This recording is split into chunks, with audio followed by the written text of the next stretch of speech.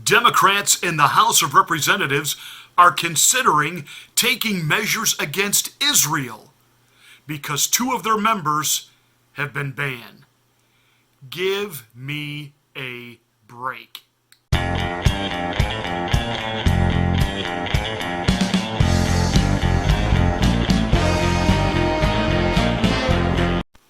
I would think that Chuck E. Cheese Schumer over there in the Senate is a little nervous at what Nancy Botox Pelosi might be allowing her members to do in wanting to stand with Ilhan Omar and to stand with Rashida Tlaib. After all, they've been slighted by the nation of Israel. Both Nancy and Chucky know, look, a big part of the Democratic base voting bloc are mainline, mainstream Democrats who also happen to be, what's the operative word here? Jewish. Liberal Jews, non-liberal Jews, but Democratic Jews. And now, because of Ilhan Omar and Rashida Tlaib, now you know what Nancy Pelosi would love to do, which is come out and absolutely chasing them, let them have it in her own press conference at how thoughtless, careless, and stupid they are with their words, and they're picking of fights, and they're starting political conflict in areas that the Democratic Party, quite frankly, just doesn't need right now. But of course she can't do that because AOC, Alexandria Ocasio-Cortez, the true voice of the new Democratic Party, and the one that all of the candidates running for president are marching in lockstep with her agenda, not Nancy's. It's important to note that Nancy Botox Pelosi, her hands are a little bit tied in how she can handle these two members of the hit squad. Now, they had their own press conference. If you haven't been following this story, they were set to go to Israel. And then after President Trump tweeted, you know, Israel really should not let these two in. These two they're anti-Semitic, they hate Israel, they hate all Jews. And immediately the media went into absolute meltdown, especially when an hour later, Benjamin Netanyahu, the Israeli government, denied access to Rashida Tlaib and Ilhan Omar. Now, what's interesting to note is Rashida did ask, I've got a grandmother who's very sick over in the West Bank, and I may never get to see her again.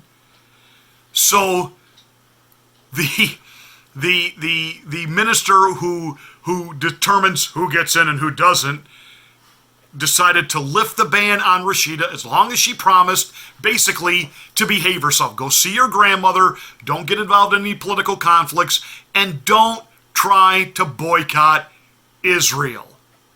Well, then we find out that all of a sudden Rashida Tlaib was not interested in going and seeing her decrepit, dying grandmother, and she lambasted Israel, and then Grandma came out and lambasted Donald Trump. And once again, we see what the setup was all along. Just a couple of weeks ago, an entire delegation of congressmen, Republicans and Democrats, were in Israel. Ilhan and Rashida did not go. Now, this has already been covered. They were invited over by another group, a fraction of, you might remember these initials, the PLO, the Palestinian Liberation Organization. You remember that little dude, Yasser Arafat, the one who was at perpetually war with Israel all the time? The orchestrator of terror acts against Israel. Yeah, that guy. That guy. So, at the bequest of a organization which is an offshoot of that, they were going to come over and witness for themselves the occupation of Palestinian land. Now, we're going to cover all of this while there technically is not an occupation, and I will explain as we get into this. But nonetheless, the two members of the hit squad had their press conference, their moment to spin and try to give their reasoning why They will not go to Israel until Israel allows them to enter freely and do as they please. I'm sorry, you're a visiting delegation from another country representing supposedly another country's government. The receiving country has every right within its sovereignty to decide what you can do, where you can do it, and what you can't do. Do you think we would just let anybody from any other country in here to do whatever they pleased as an official act of representing their government? You guys went bat-crap crazy over making up Russian collusion, which never happened. Can you imagine if Donald Trump led a delegation of Russian governmental officials into this country and had no stipulation on where they could go, what they could do, or what types of speeches and rallies they could give and attend, even if it was totally 120% un-American and against American interest? So right from the beginning, they set up a total canard. And so here we begin with Ms. Ilhan Omar and what indignities and discrimination she, as a woman of color and a duly elected representative to the United States House of Representatives, has now suffered because of Israel. The decision to ban me and my colleagues, the first two Muslim American women elected to Congress, is nothing less than an attempt by an ally of the United States to suppress our ability to do our jobs as elected officials. I hate to cloud the issue with facts, so I guess I'll give the facts as sort of a question. You were elected from Minnesota. You were born and raised in Somalia. You came here when you were 12, living in Minnesota, and Minnesota has the largest Somali refugee population in the country. So you were elected basically to represent Somalis who now live here in the United States. Pray tell, what business do you have in Israel? What business do you have on the West Bank? Why are you going? Netanyahu's decision to deny us entry might be unprecedented for members of Congress. Ah, the old bait and switch. Why, Israel has denied members of Congress, and this is no doubt the cover fire that Nancy Pelosi and Chuck E. Cheese Schumer and the rest of those spineless Democrats on the Hill will use to try to provide some type of defensive cover fire for Ilhan Omar and Rashida Tlaib. Why, this is an indignity slapped at the United States because they are denying members of our Congress access to their country. That is not what happened. These two women were sponsoring legislation trying to get the United States government, United States citizens, tourists in general, to boycott Israel. Don't go there, don't travel there, do not do business there. And Benjamin Netanyahu and the Israeli government said, no, you're not coming here.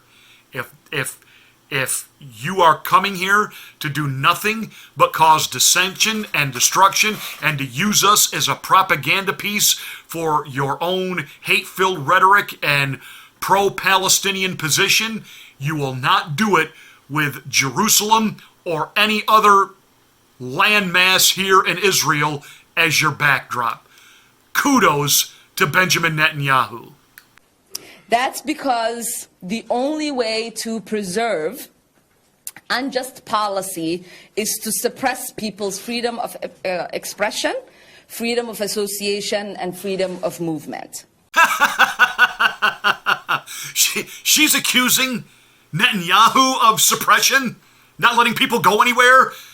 He's just not going to let us go and roam freely wherever we want to go. Really? And in Islamic countries, you do know, Ms. Somali, that even though you wear that beehive thing up on your hair there, you realize in an actual Islamic country, your face would have to be covered. at certain times of the day, you would not be allowed to roam the streets without a proper male chaperone or to be in the company of several other Islamic women, one of whom would have to be a senior elder to make sure that you all behave yourselves and remain chaste. So, trying to make it sound like that it's Netanyahu that is suppressing people's rights, I'm sorry. Did I not see videos before they were pulled down by YouTube and other social media platforms of Al-Qaeda and other Islamic terror groups beheading people, setting people on fire while they're alive, doing nothing but mass destruction, incarceration, and killing of those that they deem to be the infidel? And you accuse Israel of suppression? Fortunately, we in the United States have a constructive role to play. We give Israel more than $3 million in aid every year. This is predicated on their being an important ally in the region and the only democracy in the Middle East. But denying visit to duly elected members of Congress is not consistent with being an ally, and denying millions of people freedom of movement or expression or self-determination is not consistent with being a democracy. We must be asking, as Israel's ally, the Netanyahu government stop the expansion of settlements on Palestinian land and ensure full rights for Palestinians if we are to give them aid. Don't you love how she begins that little comment by mocking Israel's democracy? Democracy. You know, putting up the little finger quote, democracy. They are a democratic nation. I'm sorry, how do the Ayatollahs come to power? Are they voted in? How are the leaders of the Islamic Caliphate, how do they come to power? Is there a democratic process? Is there another form of democracy over there that you can point to that actually works, is sane, and has a lot of freedoms and rights that would mirror much of what we have here in the United States? No, you can't. See, that's an absolute, just reprehensible way for you as a duly elected official, because you like to keep using that phrase, you're a duly elected official. You haven't recognized the duly elected official called the President of the United States. Him you want gone. Him you want brought up on charges of whatever made up treason with a Russian collusion that never happened. You want him impeached. You want him gone. You keep calling him a homophobe, a racist, etc. Oh, I'm sorry. How accepting of the LGBTQ community are the Palestinians? How many gay nightclubs are there over there on the West Bank? How many of those Islamic countries over there tolerate transgendered openness and individuals and gay rights and same-sex marriage? I also know how you think about those things, Ms. Omar. You just being here in America as an evolutionary radical Islamist, you're not there, you know, screaming and yelling for them to be beheaded. Thank you for that, I guess. But nonetheless, you support what the revolutionary Islamist would do. So tell us all again about how Israel is not a real democracy. And then this constant lie, and that's what it is, this propaganda spin lie about this occupation. Newsflash. That land is not Palestine's. It's Israel's. I explained this the other day. I'm going to explain it again. And for those of you who watch this channel and you're supportive of me, but you say, I just hate it when you bring in the Bible.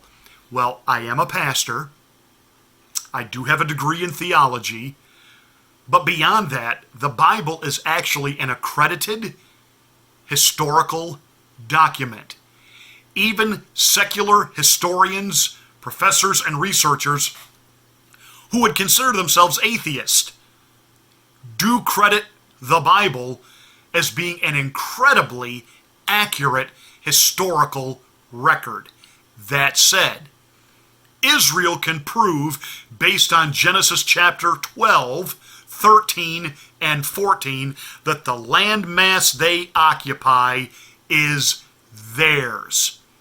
And through the centuries, and we have some of that even recorded in the pages of the Bible, there were times that Israel was conquered and run out of there by other nations, and there were times that they were able to get the land back, but there was always Jewish people there. They never completely were driven out. There has always been a Jewish foothold, a stronghold. It's their property. And again, the true biblical account here is that Abraham was to father the Jewish nation. That was the command given to him by God. But instead of following God's directive, God's order, and birthing that nation with his wife Sarah, who felt she was too old to have children, instead, he had a little hanky-panky with one of Sarah's handmaids, a woman by the name of Hagar. And Hagar and Abraham had a son named Ishmael. That tended to tick God off because that was not the plan God laid out. So then Abraham and Sarah had the son that God wanted them to have. His name was Isaac. Isaac became the father of the Jewish people. The land was given to Isaac. Ishmael became the father of the Arab nation, the Islamic nation, the Muslim religion. And what you have going on thousands of years later in the Middle East can be explained very simply. It is a family feud. It is a civil war. It is the descendants of two half-brothers fighting each other for the attention of their father, Abraham. When you put it in that context and understand it again, whether or not you consider yourself a person of faith, that is the historical record. Now you understand why there's never any peace over there. This is a never-ending family feud. But the landmass that Israel occupies is theirs, and they can prove it. So to keep saying it's an occupation is an absolute lie. Well, when Ilhan Omar was done, then we got treated to an emotional plea from Rashida Tlaib. As a young girl visiting Palestine to see my grandparents and extended family, I watched as my mother had to go through dehumanizing checkpoints.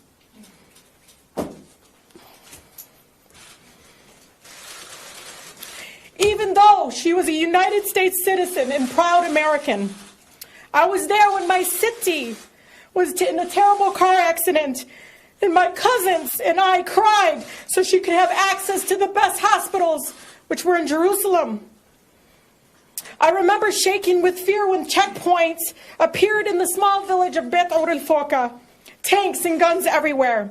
I remember visiting East Jerusalem with my then husband, and him escorted off the bus, although he was a United States citizen, just so security forces could harass him. You know what's left out of her little narrative right there? Why are there tanks? Why are there checkpoints?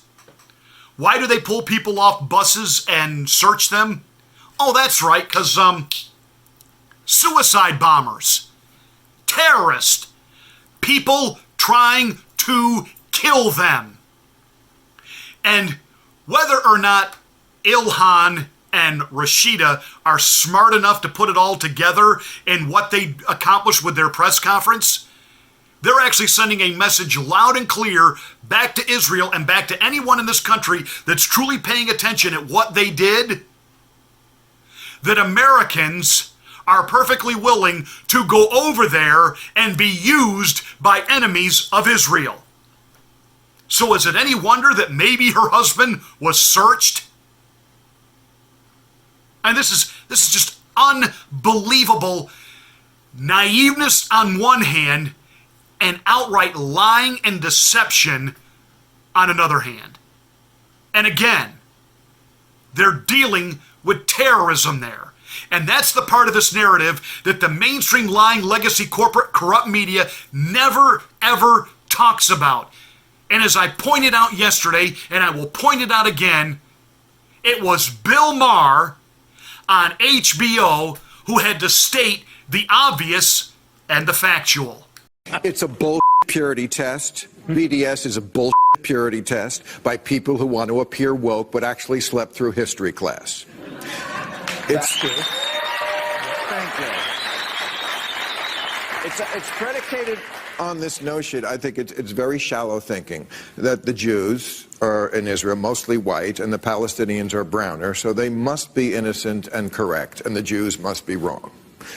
As if the occupation came right out of the blue, that this completely peaceful people found themselves occupied. Forget about the intifada's and the suicide bombings and the rockets and how many wars. And let me read, Omar Barghouti is one of the co-founders of the movement. His quote, "No Palestinian, rational Palestinian, not a sellout Palestinian, will ever accept a Jewish state in Palestine." So that's where that comes from.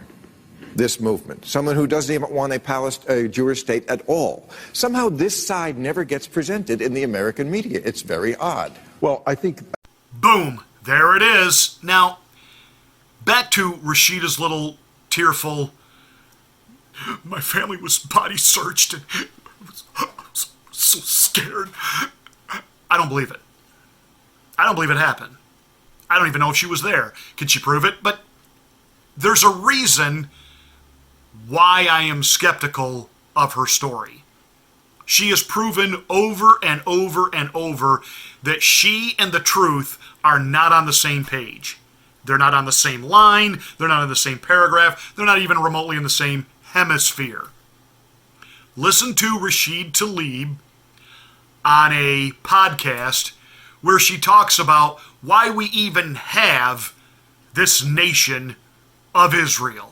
My ancestors, Palestinians, who lost their land and some lost their lives, their livelihood, the human dignity, their existence in many ways have been wiped out, and some people's passport. I mean, just all of it was in the name of trying to create a safe haven for Jews post the Holocaust. So that's it. It was all of these white people in America and other European nations that felt guilty over what Hitler had done to the Jews. So they got together in 1948 and gave them Palestinian land as a way to make them just shut up and say, forgive us for the Holocaust, now get on with your life. That's what she's saying.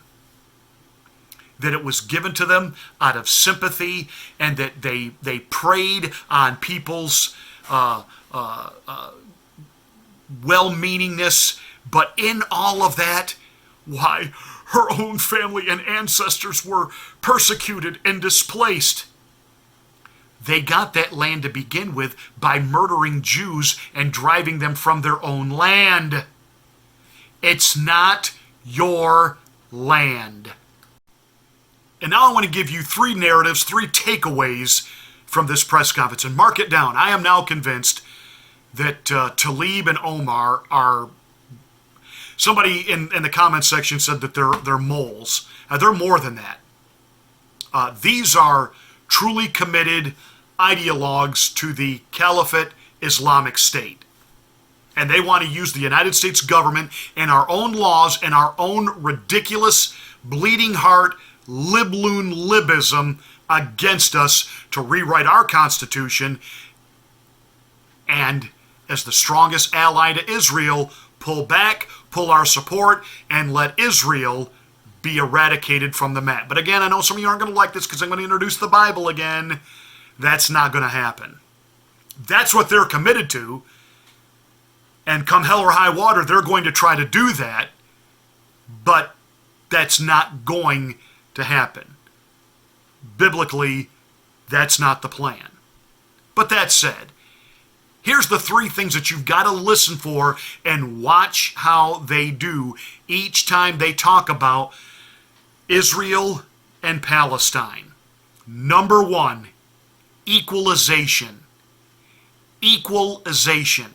What I mean by that is they try to make what Islamic radicals do on the same level as everybody else. I remember when I was in college, I took a terrorism class. The thing that was interesting in the class was every time the professor said Al-Qaeda, he sort of like his shoulders went up, and he was he's sort in of command like, here. Al-Qaeda, Hezbollah. He's an expert.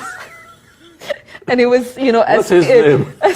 You don't say America with an intensity. You don't say England with an intensity. You don't say the army with an intensity. Qaeda. But you say these names because you want that word to carry weight.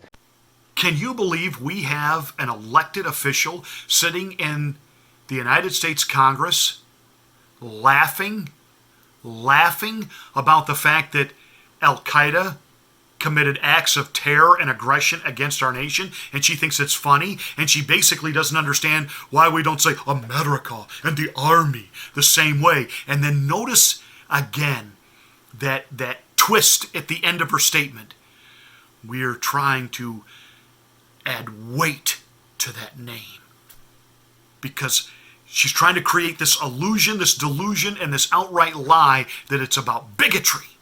It's hatred of Muslims. No.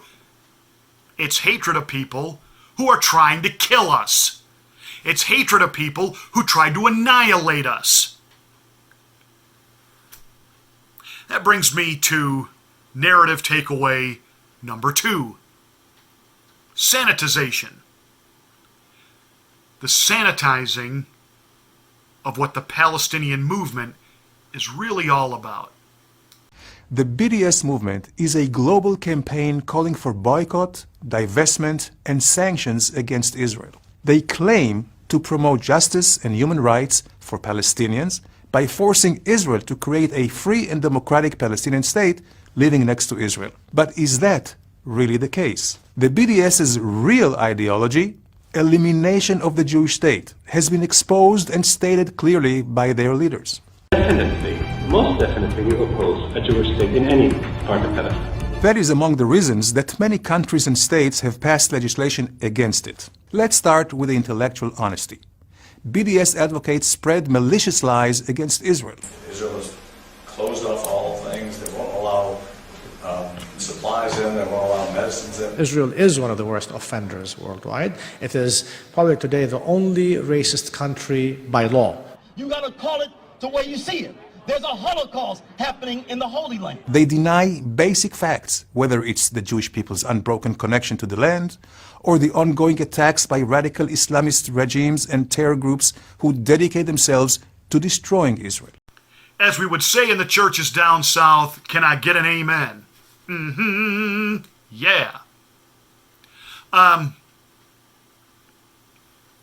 media absolutely will not talk about the aggression, the terrorism, the absolute reprehensible acts that Palestinians have committed against Israel, and they're absolutely to the core commitment to erasing Israel from the map. They're trying to sanitize their image. And then lastly, revision. Revision. We cannot let Trump and Netanyahu succeed in hiding the cruel reality of the occupation from us. So I call on all of you to go. The occupation is real, barring members of Congress from seeing it does not make it go away. Again, Omar, it's not your land. It's not Palestine's land. It's not the Islamic State's land. It's Israel's. and you can try to spin it, and you can try to blame it on Trump. And in the end, not only are people seeing through this, but once again, President Trump is forcing Nancy Pelosi and the Democrats to defend these two absolute, radical, dangerous individuals. But that now cements the Democratic Party even more to this radicalism.